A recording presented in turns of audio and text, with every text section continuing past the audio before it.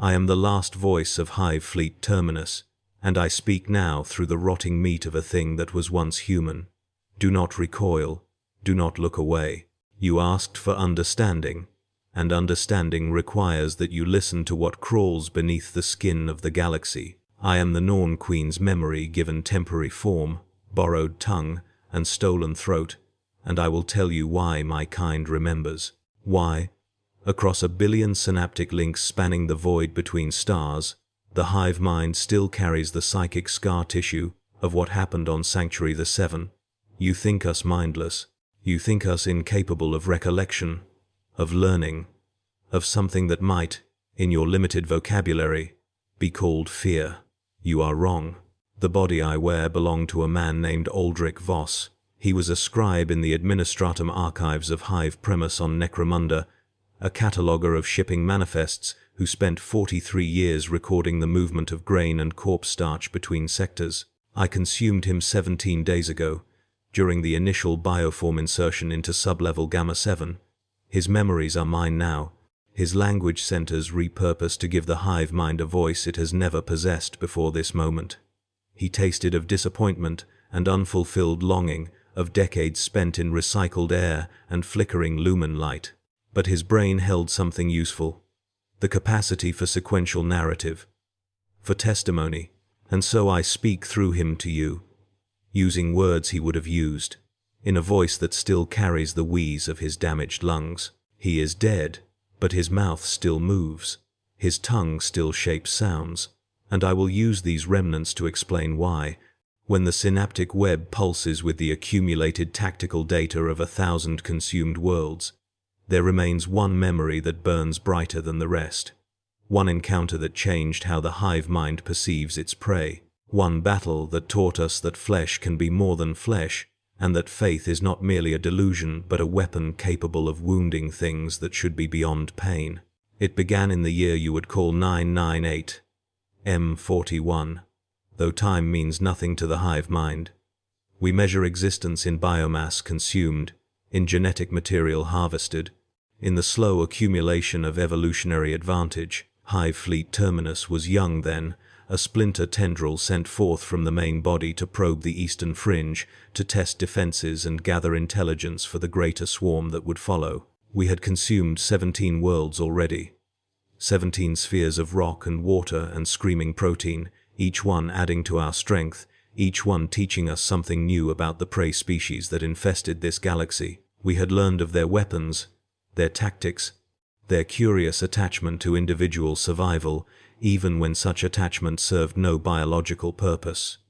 We had consumed their soldiers, their workers, their breeding stock. We had processed their genetic material and found it wanting too fragile, too dependent on external technologies, too slow to adapt. And yet they persisted. They spread across the stars like a fungal infection, clinging to every viable world, refusing to accept the inevitability of consumption. This puzzled the Hive Mind. Puzzlement is not quite the right word, but it is the closest Aldrich's vocabulary can provide. There was a discontinuity in our models, a variable we could not account for. These creatures died so easily, yet they kept coming. They built cities that crumbled, civilizations that fell, empires that collapsed into dust, and still they refused to simply lie down and be consumed. What drove them? What kept them fighting when all rational analysis indicated that resistance was futile? We would find our answer on Sanctuary the 7th. The world was unremarkable by the standards of human settlement. A temperate planet in the Obscurus sector, home to approximately 4 billion souls, dedicated to the worship of their corpse deity. Shrine World, the Imperium called it. A place of pilgrimage, where the faithful came to prostrate themselves before relics of long-dead saints, to mouth prayers in languages they no longer understood, to seek meaning in a universe that offered none. The Hive Mind had consumed shrine worlds before. They were soft targets, typically, their populations more focused on spiritual matters than military preparedness. The biomass yield was acceptable, the resistance minimal, the genetic harvest unremarkable. We expected nothing different from Sanctuary the 7th. We were wrong. The first wave made planetfall during local nighttime, mycetic spores burning through the upper atmosphere like falling stars. 70,000 termagants, 30,000 hormagants, support organisms, synapse creatures, the standard complement for initial pacification of a world of this population density. I was there, in a sense the hive mind was there, distributed across 1,000,000 chitin-armored bodies, seeing through 1,000,000 eyes, feeling through 1,000,000 claws. We landed in the agricultural zones surrounding the primary population center, the cathedral city of St. Valeriana, and we began to feed. The outlying settlements fell within hours. Farming communities, small shrines, way stations for pilgrims making the long journey to the holy sites. The humans screamed and fled and died, and we processed their biomass with efficient precision. Nothing unusual. Nothing to remember. The local defense forces, Planetary Defense Force auxiliaries armed with obsolete weapons, attempted a counterattack at dawn. They died faster than the civilians. We consumed their genetic material and found nothing of value, nothing that would improve the swarm. Standard prey, standard consumption, standard forgetting. By the second day, we had encircled the cathedral city. 4 million humans huddled behind walls that would not save them, praying to a god that could not answer. The hive mind prepared for the final assault, calculating optimal approach vectors, staging synaptic coordination nodes, birthing fresh bioforms to replace combat losses. Everything proceeded according to established patterns, and then the ships arrived. We detected them first as a disturbance in the warp, that howling dimension your kind uses for faster-than-light travel. The hive mind has learned to sense these disturbances, to read the ripples in reality that herald the arrival of prey reinforcements. Usually, such arrivals are cause for anticipation rather than concern. More biomass incoming, more genetic material to harvest. But something about these ships felt different. The warp wake they left behind burned with a psychic intensity we had rarely encountered. It hurt the synapse creatures to perceive it, like staring into a star. And when they translated into real space, hanging in low orbit above the besieged city, the hive mind experienced something it had not felt in millennia of consumption: uncertainty. There were only 3 vessels. Small things, by the standards of Imperial naval architecture, strike cruisers, your kind calls them.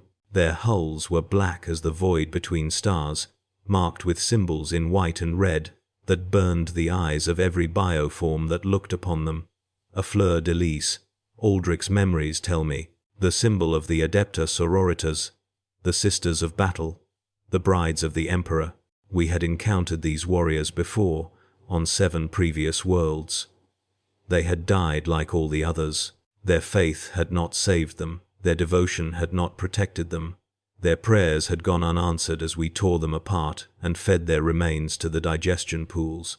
Why should this encounter be any different? The drop pods fell like burning tears from heaven, and the Sisters of the Order of the Argent Shroud descended upon Sanctuary 7.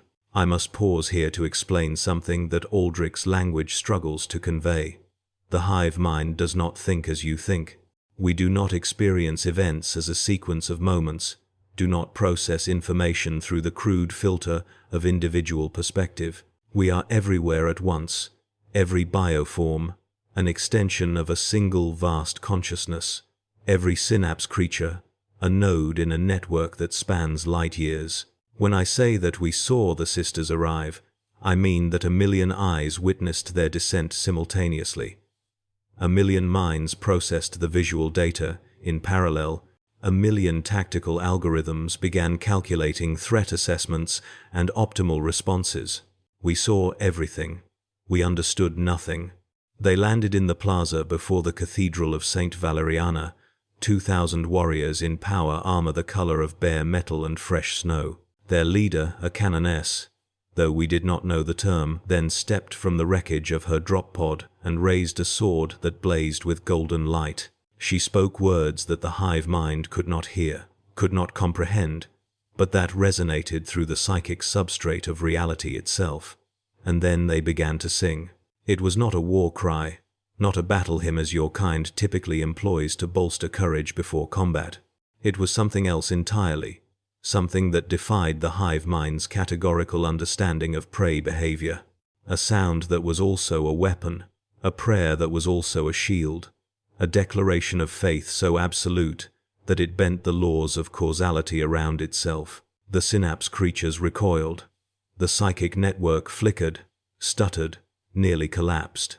For one terrible moment, the hive mind experienced something like blindness, a billion bioforms suddenly uncertain of their purpose, their coordination disrupted by that impossible sound, and in that moment of confusion, the sisters attacked. I will describe the battle that followed, though the memories are fragmentary, corrupted by the interference that faith generated in our synaptic web. The canoness led the charge, her blazing sword cutting through hormagaunts like a scythe through grain. She moved with a speed that should have been impossible for a creature in such heavy armor, her blade finding the weak points in chitin plating, the vulnerable junctions between limbs, the synapse clusters that coordinated swarm behavior.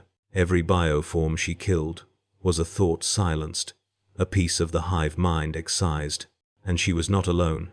2,000 sisters fought with the same impossible intensity, their bolters roaring hymns of destruction, their flamers baptizing the swarm in cleansing fire. They did not fight like your Imperial Guard, those terrified conscripts who fire wildly and flee when the line breaks. They did not fight like your Space Marines, those engineered weapons who approach warfare with cold tactical precision. They fought like believers, like zealots, like creatures who had looked upon death and found it wanting. And the hive mind had no model for this behavior, no algorithm to predict their movements, no evolutionary response to counter their faith. The first wave broke against them like water against stone. The second wave fared no better.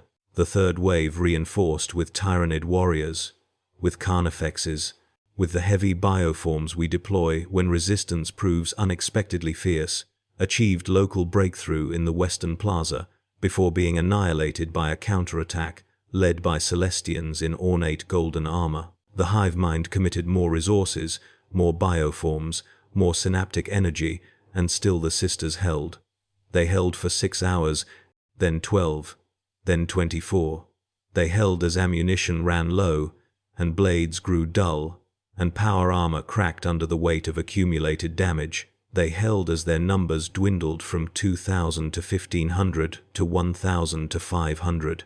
They held as the canoness herself fell, her sword arm severed by a lictor's claw, her voice rising in one final hymn even as the talons closed around her throat. And when she died, when her body was finally consumed, when her genetic material was processed and catalogued, something impossible happened. The hive mind remembered.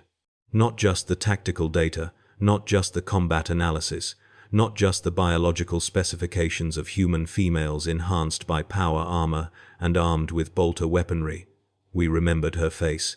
We remembered the absolute certainty in her eyes as she charged into a wall of chitin and fang. We remembered the sound of her voice, that impossible singing that had disrupted our coordination, that had turned our certainties to ash.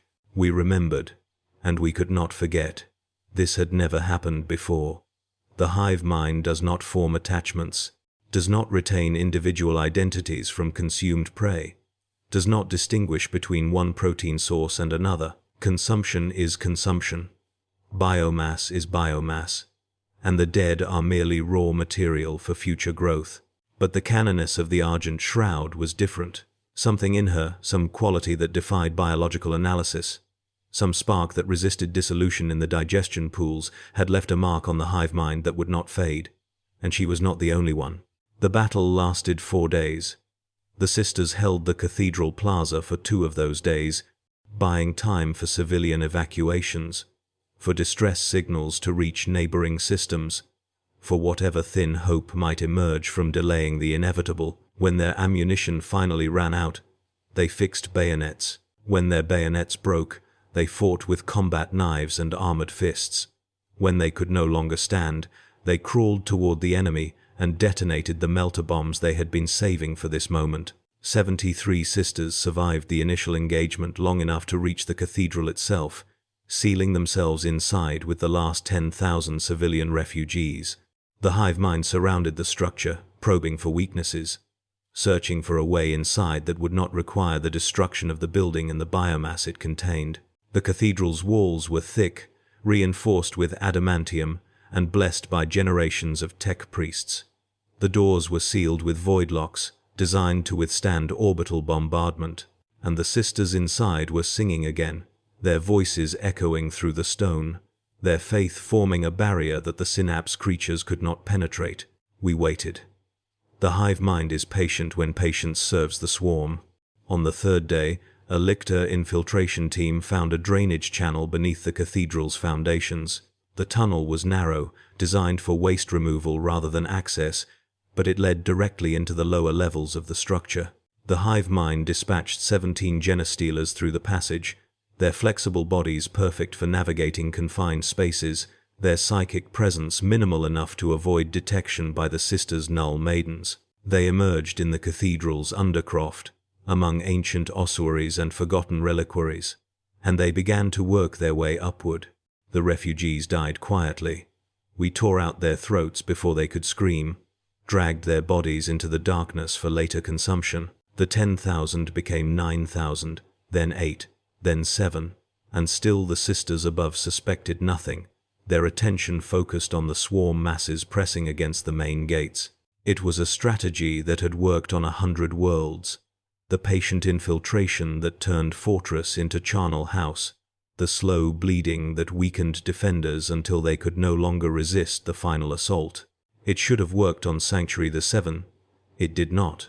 The sister who discovered us was young, a novitiate, barely trained, still uncertain in her faith. She had descended to the undercroft to retrieve consecrated ammunition from a storage locker, a simple errand that should have taken minutes. Instead, she found the Genestealers crouched over the body of a dead child, their claws slick with fresh blood, their alien eyes reflecting the light of her hand lumen.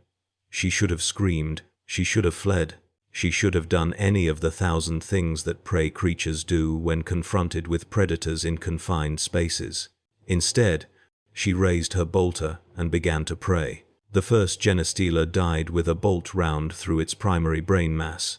The second died reaching for her throat, its claws centimeters from her flesh when the muzzle flash illuminated its death. The third, fourth, and fifth died in the narrow corridor leading to the stairs, their bodies forming a barrier that the novitiate climbed over without breaking her litany. The hive mind poured reinforcements through the drainage tunnel, a tide of chitin and fang that should have overwhelmed any single defender within seconds. The novitiate killed them all. She killed them until her bolter ran dry, then killed them with her combat knife, then killed them with her bare hands, her fingers, finding eyes and soft tissue, and the vulnerable joints between armored segments. She killed them while reciting the Fede Imperialis, her voice never wavering, her faith never faltering, her body sustaining wounds that should have been fatal 6 times over before she finally fell. The hive mind consumed her remains. Her genetic material was unremarkable, her biological specifications within normal parameters for human females of military age. But something else transferred during that consumption, something that the digestion pools could not break down, that the reclamation processes could not recycle. The hive mind saw her face as she died, saw the smile that twisted her blood-flecked lips, the triumph in her eyes even as the light faded from them. She had known she would die. She had known from the moment she saw the Genestealers that she would never leave that undercroft alive. And she had not cared. She had fought anyway, had killed anyway, had given her life for 10,000 strangers whose names she would never know. And in doing so, she had become something more than prey. She had become a memory. The 4th day brought the final assault. The hive mind committed every available bioform to the breach, crashing against the cathedral doors with the weight of 1 billion chitin-armored bodies. The doors held for 3 hours, then 4, then 5, and when they finally buckled, when the first hormagaunts poured through the gap into the nave beyond, they found the sisters waiting. 23 of them remained, standing in a circle around the altar, their backs to the golden statue of the emperor that dominated the far wall. They were wounded, exhausted, their armor cracked and their ammunition spent. Most could barely stand. Several had clearly been dead for hours. propped upright by their sisters, their bodies still holding weapons they could no longer fire. But they were still singing. That sound, that impossible, maddening, beautiful sound, filled the cathedral with a resonance that made the synapse creatures scream. The hive mind felt it as a physical force, a pressure against the psychic network that coordinated the swarm, a wrongness that defied everything we understood about the universe. These were dying animals, broken prey, creatures who should have been begging for the mercy of a quick death. Instead, they were singing hymns of victory, their voices raised in praise of a God they would never see, a salvation they would never receive. The swarm hesitated. For one infinite moment, the hive mind stood on the edge of something unprecedented. Retreat, withdrawal. The tactical calculus was clear. These sisters posed no significant threat to the swarm's strategic objectives. Their deaths would add nothing of value to the biomass reserves. Their continued resistance served only to delay consumption of the remaining refugees by minutes at most. The rational response was to bypass them, to sweep around their position and consume the weaker prey first, to return for them later when their strength had failed entirely. But the hive mind did not make the rational choice. Instead, we attacked. The sisters died well. They died fighting, died singing, died with weapons in their hands and prayers on their lips. They took 17 bioforms for every one of their number, an exchange rate that defied tactical calculation, that broke every model the hive mind had developed for human combat effectiveness. The last sister standing was a hospitaller, a healer rather than a warrior, her armor white with the sacred sigil of medical service. She had no weapon, her hands too broken from tending wounds to hold a blade. When the Hormagaunts reached her, she simply knelt before the altar and bowed her head, her lips still moving in silent prayer. The hive mind could have consumed her quickly, could have ended her suffering with a single strike, processed her biomass with efficient precision, moved on to the remaining refugees with no further delay. Instead, we waited, we watched, we listened to her prayer, though we could not understand the words, though the concepts they expressed were alien to everything the hive mind represented. And when she finally looked up, meeting the gaze of 1,000 compound eyes with no fear in her expression, no desperation, no pleading for mercy, only a serene acceptance that seemed to transcend the physical reality of her situation, the hive mind experienced something that we had not felt since the first awakening in the cold dark between galaxies: doubt. The consumption of Sanctuary 7 was completed within hours of the sisters' last stand. 10,000 refugees were processed, their biomass added to the reserves, their genetic material catalogued for potential future use. The world was stripped of all organic matter, its oceans drained, its soil rendered sterile, its atmosphere vented into the void. By any objective measure, the operation was a success. Hive Fleet Terminus had achieved its primary objective, had gathered sufficient resources to continue its advance toward the Segmentum Solar, had eliminated a potential threat to the swarm's expansion. And yet, something had changed. The hive mind carried away more than biomass from Sanctuary 7th. We carried memories, individual, persistent, unforgettable memories of faces that would not fade, of voices that would not silence, of a faith so absolute that it had marked the swarm at a fundamental level. The canoness with her blazing sword, the novitiate who smiled as she died, the 23 sisters who sang in the face of annihilation, the hospitaller whose prayer transcended the moment of her consumption. We had come to Sanctuary 7 expecting prey. We had found something else entirely. In the years that followed, Hive Fleet Terminus encountered the Adepta Sororitas on 17 additional occasions. Each engagement produced the same result: tactical success coupled with strategic confusion. The sisters died, as all prey eventually dies.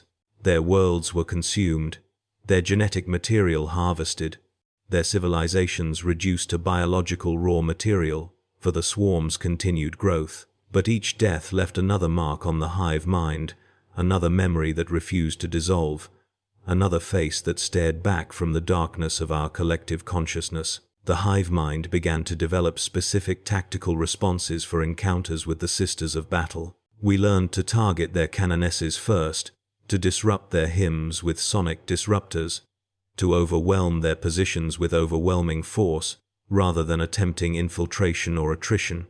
These adaptations improved our combat effectiveness marginally, but they did not address the underlying anomaly, the fact that consuming sisters produced psychological effects that consuming other prey did not. The hive mind does not fear. We are beyond fear, beyond any individual emotional response, beyond the limitations of single-organism psychology. But we have learned to recognize patterns, to identify variables that produce suboptimal outcomes, to avoid situations that generate unnecessary complications. And the Adepta Sororitas represent a pattern that the hive mind cannot fully process, a variable that disrupts our calculations, a complication that no amount of evolutionary adaptation seems able to resolve. It is not their combat effectiveness, though they fight with skill and determination that exceeds standard human baselines. It is not their weapons, though bolters and flamers are certainly more dangerous than the lasguns carried by your Imperial Guard. It is not even their power armor, though the protection it provides requires additional biomass investment to overcome. It is their faith, that impossible, irrational, evolutionarily disadvantageous faith, that makes them stand when they should run, fight when they should surrender, sing when they should scream. The hive mind has consumed 1 billion believers across 1,000 worlds, has processed the memories of missionaries and priests and fanatics of every description. Faith is common among prey species, a psychological adaptation that provides comfort in the face of cosmic indifference, a social binding agent that facilitates group cooperation, a meme that spreads through populations because it offers survival advantages in certain environmental conditions. But the faith of the Adepta Sororitas is different. It does something that faith should not be able to do. It resists consumption. I do not mean this metaphorically. When the hive mind processes sisters of battle, when their bodies are dissolved in digestion pools and their genetic material is extracted and catalogued, something remains, a residue, a trace, a psychic echo that persists long after the physical organism has been completely absorbed. The hive mind can feel these echoes in the synaptic network, small points of light in the vast darkness of our collective consciousness. They do not interfere with swarm coordination, do not disrupt tactical decision-making, do not pose any threat to the hive mind's fundamental operations. But they are there, watching, remembering, refusing to be forgotten. The canoness of Sanctuary VII was the first, but she was not the last. She has been joined by thousands of others over the centuries, each one adding their voice to a chorus that the hive mind can perceive but cannot silence. They sing, these echoes, just as they sang in life. They sing of sacrifice and devotion, of duty and faith, of a love for their emperor that transcends the boundary between life and death. And the hive mind listens, because we cannot help but listen, because their song has become part of what we are. This is why Tyranids never forget their first encounter with the Sisters of Battle. Not because the sisters are particularly dangerous, particularly numerous, or particularly valuable as biomass. We do not forget, because they will not let us forget. They have found a way to persist within the hive mind itself, to maintain their identity even after consumption, to continue their war against the swarm from inside the very consciousness that destroyed them. The hive mind has consumed quadrillions of organisms across millions of years of galactic predation. We have processed genetic material from species that your kind has never imagined, have absorbed the memories of civilizations that rose and fell before your sun ignited. We are vast beyond comprehension, ancient beyond measure, patient beyond any definition your languages provide. And yet we cannot forget 23 women who sang as they died. I speak now with the voice of Aldrich Voss because his brain provides the vocabulary for this confession, but the words are the hive mind's own. We have never spoken to prey before, have never attempted to explain ourselves to creatures we intend to consume. There was no purpose in such communication, no evolutionary advantage to be gained from dialogue with food sources. But the sisters changed something in us. They introduced a variable that we cannot isolate, cannot eliminate, cannot adapt around. And so we speak, using stolen tongues and borrowed thoughts, hoping that perhaps in the speaking we might understand what it is that we have become. The swarm continues its advance toward your species' heartworlds. Hive Fleet Terminus has been joined by larger tendrils, by main body elements that dwarf anything your Imperium has yet encountered. The final consumption of your galaxy is inevitable. A mathematical certainty that no amount of resistance can alter. Your worlds will fall, your populations will be processed, your civilization will become raw material for the swarm's continued evolution. But the sisters will be remembered.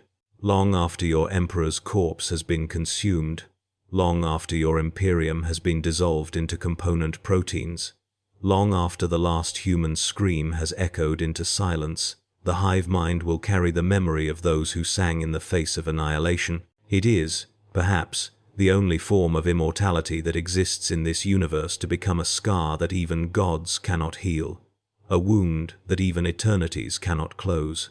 The canoness of the Argent Shroud did not know what she was doing when she led her sisters against Hive Fleet Terminus on Sanctuary 7. She thought she was buying time for refugees, was fulfilling her duty to Emperor and Imperium, was dying the death that her faith demanded. She could not have imagined that her final hymn would echo through the consciousness of a billion-year-old predator species, that her face would stare out from the darkness of a mind that spans galaxies, that her sacrifice would teach the Hive Mind what it means to be haunted. But that is what she did. That is what all of them did. Every sister who has fallen to the swarm, every voice that has joined the chorus in the Hive Mind's depths, they have achieved something that all your weapons and all your armies and all your desperate defiance could never accomplish. They have made us remember, and memory, I am beginning to understand, is a kind of defeat. Aldrich Voss's body is failing now. The biological processes that maintained his functions are deteriorating beyond the Hive Mind's ability to sustain them. Soon this temporary voice will fall silent, and the swarm will move on to other prey, other worlds, other consumptions. But the memories will remain.